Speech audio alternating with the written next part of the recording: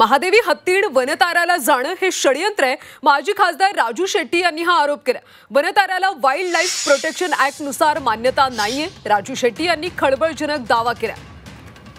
कोल्हापूरमधल्या नांदणी मठातली महादेवी हत्तीड वनताराला पाठवण्यात आले. गुजरातच्या वनतारामध्ये या हत्तीडीला पाठवण्यात आले. दरम्यान हे सगळे षडयंत्र असल्याचा आरोप माजी खासदार राजू शेट्टी यांनी केला. वनताराला वाईल्ड लाईफ प्रोटेक्शन ऍक्ट नुसार मान्यता नाही असा दावा राजू शेट्टी यांनी केला.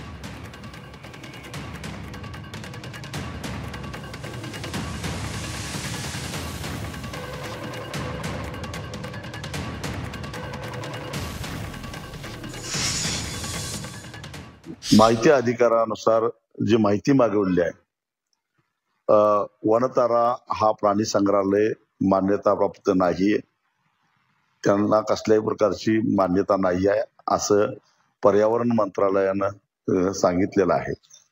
मग मुळामध्ये हा वनतारा जर का मान्यता प्राप्त नसेल तर मेहरबान उच्च न्यायालय, मेहरबान सर्वोच्च न्यायालय हे प्राणी विशेषतः हत्ती वनतारामध्ये नेऊन सोडा अशा प्रकारचा आदेश कसं काय देऊ शकतात, हा माझ्यासारख्याच्या मनामध्ये निर्माण झालेला प्रश्न आहे.